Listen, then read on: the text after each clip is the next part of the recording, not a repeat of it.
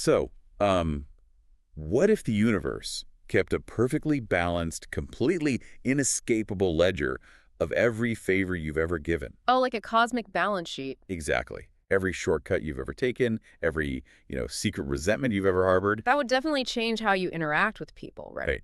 And today, we are looking at a translated text that claims exactly that. I mean, it builds an entire framework for how to live based on this one terrifying yet kind of beautiful idea. It really does. It's a text that doesn't just offer like basic life hacks. It attempts to map out the entire operating system of reality. Yeah, from the dirt of everyday human interactions all the way up to, well, the cosmic mechanics of nature. Right. So what's the source material for today's deep dive? Well, the source we're working with is a translated document authored by Shuofeng. It was edited by Pinyu, and it's titled The 18 Truths One Needs to Understand in Life. It's dated March 16th, 2024. Okay, got it. But here is the brilliant little quirk about the stack of sources provided to us today. It actually only contains the first 9 truths. Wait, really? Just half of them? Yep, just the first 9? That is actually a profound blessing in disguise. How so? Well, usually when you get a numbered list, like 10 steps to financial freedom or whatever, there is this expectation of a neat contract. You just want the whole roadmap. Right, you want to rush to the end. Exactly. But philosophy doesn't work like plumbing. Handing someone 18 massive cosmic truths all at once is just overwhelming. So getting just the first 9 is like a highly potent, concentrated dose. Yeah, it forces you to actually sit with these principles rather than just skimming. I love that. So the mission for this deep dive is to dissect these 9 dense axioms for you. We want to look at how this text bridges incredibly pragmatic, unglamorous daily advice with those sweeping cosmic principles we mentioned. And ideally, help you figure out exactly how these truths might map onto your own life. Okay, let's unpack this. Where does a text with such grand ambitions actually start? Because you might expect a treatise on the nature of the cosmos or something. You might, but it goes in the exact opposite direction. I mean, it starts right on the ground. Like baseline mechanics of human interaction. Precisely. The very first truth on the list is literally just, to earn the respect of others, you must possess value. Wow, straight to the point. Yeah, and it pairs that almost immediately with truth number 3, which is, honesty is always the best policy in life. So it treats respect not as like an inherent human right, but essentially as an economy. An economy, exactly. Let's call it your personal currency. Hmm. The text is telling you that you can't just walk into the marketplace of life empty-handed and, demand the currency of respect. Right, you have to mint that currency yourself. By possessing actual tangible value. What's fascinating here is how the author immediately strips away a very modern kind of entitlement. Oh, totally. Think about our current cultural climate. We hear phrases like demand respect all the time, often divorced from any prerequisite action. Yeah, just respect me because I exist. But this text demands radical self-accountability. If you feel disrespected at work or in your relationship, the text asks you to first look in the mirror. Are you bringing solutions? Are you lifting people up? Like, are you actually useful? Exactly. If you aren't bringing anything to the table, demanding respect is like trying to buy groceries with monopoly money. That is a great way to put it. But that personal currency has to be backed by something real, right? Which brings us to truth 3 about honesty. Right. If value is the currency, honesty is the gold standard backing it up. So taking that a step further, if you try to fake your value, like if you embellish your resume or pretend to care about a friend just to get a favor, you are counterfeiting your own currency. And what happens to a counterfeit economy? It eventually collapses. Always does. Honesty isn't presented here as just a nice moral suggestion. It is the structural integrity of your value. Meaning if you aren't honest, your value is fragile. Right. And any respect you earn can evaporate. The second reality tests it. I mean, I think we've all seen that happen. We've all worked with someone who was brilliant at, taking credit for other people's work. Oh, definitely. They possessed fake value. And for a while, it works. They get the promotion, they get the respect. But the moment a crisis hits and they actually have to execute, the illusion shatters. And the respect turns into contempt almost overnight. Which makes this a very uncompromising foundation. It is. Before you can look to the heavens, you have to ensure your feet are planted on solid, honest ground. And it builds perfectly into the next set of truths. These pivot to what happens when we, inevitably try to bypass that hard work. Because minting your own value takes a massive amount of physical and emotional energy. Yeah, so naturally human beings look for ways around it. We look for the easy way out. This is where the text issues a pretty severe warning.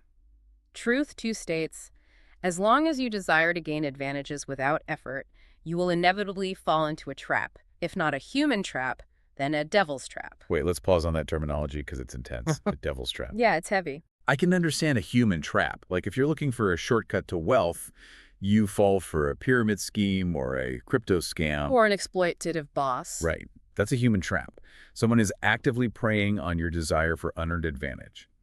But what exactly is a devil's trap in this context? Well, if we view this through the philosophical lens of the text, the devil's trap isn't necessarily a literal demon with a pitchfork. Okay, good to know. It represents internal, spiritual, or moral degradation.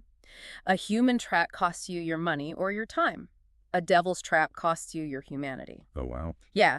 When you consistently seek advantages without effort, you begin to view other people merely as stepping stones. Or obstacles. Exactly. You lose your moral compass, you fall into cynicism and corruption. The trap is the destruction of your own character. And the text doesn't even stop there. Truth 6 says that craving comfort and pleasure puts you on the road to corruption, degeneration, pain, and disaster. It really doesn't hold back. It doesn't. And then there's Truth 4, which advises that if you are a commoner, meaning everyday people like you and me, you should simply carry out your tasks quietly. Right. Avoiding wasting time and energy, arguing, debating, and quarreling. I could already hear the objections to those 2 points. Oh, they're tough pills to swallow. Right. I have to push back here, because living in the modern world, these truths sound almost completely counter to how we're taught to operate. How so? Well, first, craving comfort brings disaster. I mean, isn't seeking comfort the primary driver of human innovation? That's a fair point. We invented agriculture so we wouldn't have to forage. We invented central heating because shivering is terrible. True. And regarding Truth 4, telling everyday people to stay quiet, keep their heads down, and avoid debate, that sounds incredibly restrictive. Especially today. Exactly. We live in an era that constantly tells you to speak your truth, to argue your points in the digital public square. Right, to make sure your voice is heard. So how does that fit? Well, if we connect this to the bigger picture of personal currency we just established, those objections start to unravel. Okay. Well, this one. The text isn't advocating for political suppression or, pointless suffering. It views shortcuts and arguments primarily as catastrophic energy drains. Ah, so this is fundamentally about energy allocation. Precisely. Let's look at the comfort aspect. There is a difference between utilizing a tool that makes a job efficient and organizing your entire life around the pursuit of pleasure. And the avoidance of friction. Right. When you prioritize pure comfort over effort, your skills atrophy. It's the psychological equivalent of staying in bed for a month. Your muscles waste away. Exactly. When disaster inevitably strikes because life is chaotic, you are no longer equipped to handle reality. The padded room you built for yourself becomes your prison. That makes total sense. And applying that energy allocation idea to Truth 4, the instruction to avoid arguing isn't about silencing yourself. No, it's a radical strategy for energy conservation. Think about spending 3 hours locked in a furious debate with a stranger on social media. About a topic neither of you can actually influence. Right. What have you achieved at the end of those 3 hours? Nothing. Literally nothing. You're exhausted, your heart rate is elevated, and you've generated zero actual value. You've sought the cheap comfort of feeling right instead of doing the difficult work of being useful. Imagine if you took those 3 hours of furious typing and used them to learn a new language, or fix something in your house, or even just rest deeply. Exactly. Arguing burns up the exact energy you should be using to build the personal value mentioned back in Truth 1. And that craving to be perceived as right, without the substance to back it up, is just another form of faking your currency. So you are meant to be quietly doing your work, actively avoiding the traps of shortcuts, Ignoring the deafening noise of endless debate. and steadily building honest value. But that brings up a massive practical question. If you were keeping your head down, avoiding arguments, and just quietly doing the work, how do you actually get what you need out of the world? Right, do you just wait and hope someone notices your value? Yeah. This transition is where the text moves from the mechanics of the self to the rules of interacting with the universe. and it provides incredibly specific instructions. Here's where we get to that concept I brought up at the very beginning, the universal ledger. Yes. The text lays out two profound rules for how the cosmos responds to you. Truth 5 says, if you wish to receive help from the heavens, earth, gods, and people, you must clearly articulate your desires and requests. And then Truth 7 drops the hammer. What you receive and what you give are always equal. This is the way of heaven and also the principle of nature. It's a striking duality. You have to ask, but you have to pay. Right. To me, it feels like the text is describing the universe as a combination of a giant search engine and an incredibly strict accounting department. That's a really good analogy. Look at Truth 5.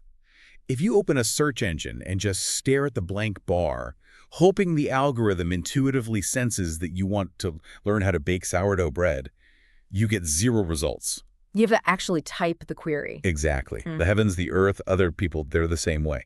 If you don't articulate your needs, you receive nothing. Quietly doing your work doesn't mean being entirely mute about your needs. But then Truth 7 ensures this isn't just some magical wish-granting search engine where you can type in, give me $1 million and sit back. Sadly not. It is bound by an immutable ledger. Every bit of help you receive demands an equal output. And if you extrapolate that, every bit of value you put out into the world guarantees an equal return. Yes. But the text adds a psychological layer to this that is genuinely challenging. Oh. It goes on to say in Truth 7, therefore do not rejoice in secret because of what you receive, and do not harbor resentment or regret for what you give. Wow, that instruction fundamentally rewires how we process emotions. Completely. Most of modern life is an emotional roller coaster based entirely on receiving and giving. Right. When we get a bonus at work or find a $20 bill on the street or someone does us a massive favor, our biological reaction is to rejoice. We feel like we beat the system. We won. And conversely, when we have to pay a massive unexpected tax bill or give up our weekend to help a friend move couches, we feel that sting of resentment. We feel a little diminished, like we lost something. But the text is stating that those emotional reactions are fundamentally flawed. Right, because they are based on a misunderstanding of reality. The instruction to abandon secret rejoicing and lingering regret is about accepting the absolute cold neutrality of the universe's balance sheet. Because giving and receiving are always equal. Always. You cannot cheat the ledger. If you receive something today, you will inevitably give something of equal value eventually. Whether in effort, in time, or in kind. Exactly. If you give something away today, the universe will balance it out. When you truly internalize this way of heaven, the emotional volatility of greed and resentment becomes mathematically irrational. Why jump for joy over receiving a gift if it's merely a credit entry in a ledger that will eventually balance? And why resent paying a debt if it's just maintaining the equilibrium of nature? It is incredibly grounding. If you view your life through this lens, you stop seeing yourself as a victim every time you lose something. And you stop being arrogant every time you gain something. It flattens the chaotic volatility of life Mm-hmm. into a very peaceful, stoic acceptance. And that peaceful equilibrium, that realization that you are part of a massive, balanced system, is exactly what propels us into the final thematic section of our deep dive. The ultimate alignment. Right. So we've climbed from the dirt of earning respect through hard work. We've sidestepped the traps of cheap comfort and arguing. And we've wrapped our minds around the strict cosmic ledger. It's been a journey. So what is the peak? Where does this framework ultimately lead? The peak is found in the final two truths of our truncated list. Truth 8 says, revere the greatest creator, revere life, revere nature, and follow the path of nature. Okay. And finally, Truth 9. Those who are selfless and devoid of ego are the finest among people. They are the saints. Following these selfless individuals will lead you to heaven. That is a massive philosophical leap. We have to unpack this carefully. Let's start with Truth 8. True. It mentions the greatest creator alongside life and nature. It's important to note that the text seems to use these terms almost interchangeably as a supreme organizing principle. Yes, rather than a specific religious dogma. The reverence demanded here is for the system itself. You revere the source, the life it generates, and the natural laws like the ledger that govern it. But this raises a major tension. Oh, this raises an important question for sure. How does a person transition from the highly pragmatic, individualistic advice of truth, one which was all about building your own personal value and earning respect, to the soaring heights of Truth 9? Which asks you to become entirely selfless and devoid of ego. Right. It feels like we spent the first half of the deep dive building the self up just to tear it down at the end. I see why it feels that way, but it's not a contradiction. It's an evolution. Go on. Think about the friction between our modern hyper-individualism, where we are obsessed with personal branding and asserting our opinions, and the state of being devoid of ego. Why is the ego such a barrier? Oh, because the ego is the thing constantly trying to cheat the ledger. Exactly that. The ego is the voice whispering that you deserve a shortcut. Right. The ego is what demands comfort over work. The ego is what drives you to argue with strangers just to feel superior. And the ego is what secretly rejoices when you get something for nothing and deeply resents having to give. Spot on. So by the time you've mastered the first 7 truths, by the time you are honest, hardworking, quiet, and deeply accepting of the universe's equal balance, your ego naturally starves to death. It has nothing left to feed on. You realize that your desire to stand out, to hoard, or to win is the only thing causing you pain. By dropping the ego, you naturally align with the path of nature mentioned in Truth 8. Nature has no ego. A river doesn't harbor resentment when it carves through rock. A tree doesn't secretly rejoice when it absorbs sunlight. They just follow their path. They exist in perfect, frictionless harmony with the ledger. You stop fighting the cosmic balance sheet and start embodying it. And the text says that the people who achieve this completely, the ones who have dissolved their ego and become selfless, are the saints. They are the finest among people. And following them leads to heaven, or, ultimate peace. It is a breathtaking architectural structure. In just 9 sentences, Shifeng maps out a complete journey from a flawed, self-centered human being to an enlightened participant in the cosmic order. Let's do a quick recap of that journey, because we've covered immense ground today. We really have. We started with the raw, uncompromising mechanics of life. You must earn respect by minting undeniable, honest value. We learn to navigate the traps that try to pull us away from that work. Right. Avoiding the devil's trap of taking shortcuts that corrode our character. Rejecting the disastrous lure of pure comfort. And conserving our energy by refusing to engage in pointless quarrels. Then we learn the rules of engagement with the universe. You have to articulate your needs clearly, treating the cosmos like a search engine that requires a query. But you must simultaneously accept the strict accounting ledger. Giving and receiving are always equal, rendering the emotional extremes of greed and resentment entirely useless. And finally, we arrive at the ultimate goal. Starving the ego until it disappears, aligning with the path of nature, and embracing a selfless reverence for life that echoes the saints. We've gone from building our personal currency to giving it all away. Beautifully said. But before we sign off, I want to leave everyone with a final lingering thought. Ooh, okay. There is a fascinating paradox buried right at the collision of 2 specific truths we just discussed, and it's something you can chew on long after this finishes. I love a good paradox. What's the collision? Consider the rigid laws of Truth 7. It states emphatically that the way of heaven dictates giving and receiving are always strictly equal. The ledger must balance. Nature demands it. Right. However, Truth 9 urges us to emulate the saints who are entirely selfless, meaning they give everything. They give their time, their energy, their knowledge, and their love, completely devoid of ego and without any expectation of a return. Right, they just continuously pour themselves out into the world. But what's the catch? Well, here is the provocative thought to ponder. If a saint achieves total selflessness, constantly giving without ever asking to take, how does the rigid cosmic equation of Truth 7 balance out for them? Oh, wow. If the ledger is an immutable law of nature and must remain equal, does reaching ultimate selflessness somehow mean that the universe, or heaven, is forced to eventually give everything back to them in return? That is wow. Is the ultimate act of dissolving the self the only true way to receive the entirety of the universe? That is a heavy, beautiful concept to carry with you. To give everything is to receive everything. Like we said at the start, you didn't need 18 courses today. No, 9 was plenty. Those 9 truths were a pure, highly concentrated dose of philosophy that challenges the very foundation of how we operate. We hope you enjoyed exploring this text as much as we did. Absolutely. And more importantly, we hope it gives you a powerful new lens through which to view your daily quiet tasks.